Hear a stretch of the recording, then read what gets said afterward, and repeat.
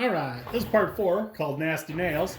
So occasionally when you're building your shadow box, you're going to run into a few issues where nails are just not going to cooperate. So the first thing I want to show you is if you just have a nail that bends over that you need to take out, it's not terribly difficult to get it out of there.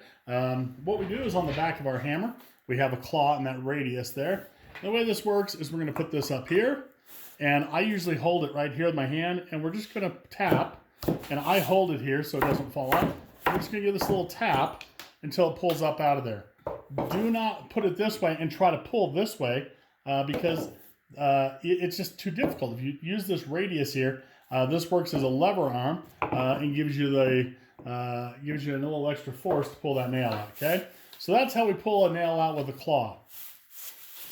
This nasty nail bent over, and then I hit it one extra time for good measures.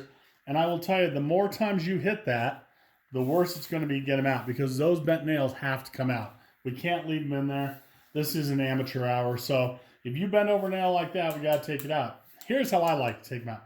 My pair of wire cutters I have has a little bit of an angle here. So what I do is I grab over the top, I give it a little squeeze, and I just lift and twist it upright. Once I get it up like that, I can use my hammer.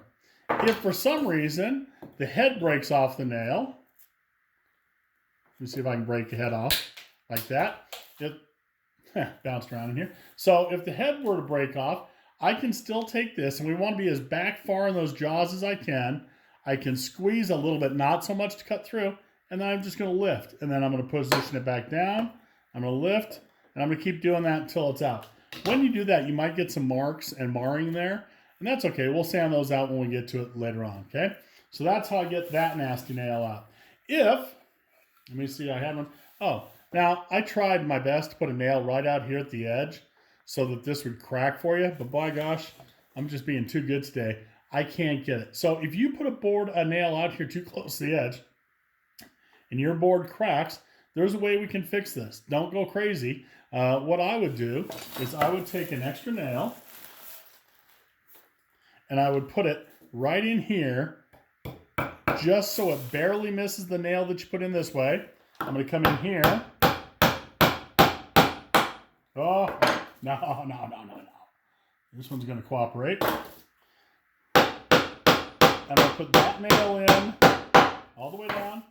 And then I'm going to hit it with a nail set. And so when we put this nail in this way, it's going to suck that all back together. You can then set that nail down, and then when we're done, I can either put the back on this side, or I can putty that and make it the front. Either way will be perfectly acceptable. This one is the nastiest of them. This nail, when I was pounding it in, I put it at an angle, and see, it went through and into the box. And I got it all the way in and all the way set down with the nail, and that has to come out. So there's a couple ways to get them out.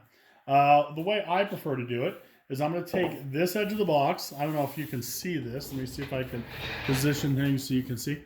I'm going to hang the edge of the box just over the edge of the table. I'm going to take my nail set. I'm going to place it on my nail that is inside there. Now, notice I can't get my hammer this way, but I can get it sideways. So what I like to do is I get my friends to hold back there, or my family.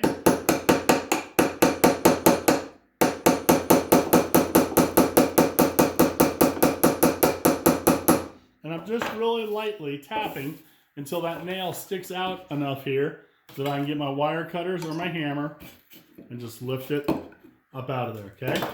Don't get frustrated. There's a lot of nasty nails in this world that are looking to jump out of the side of your box.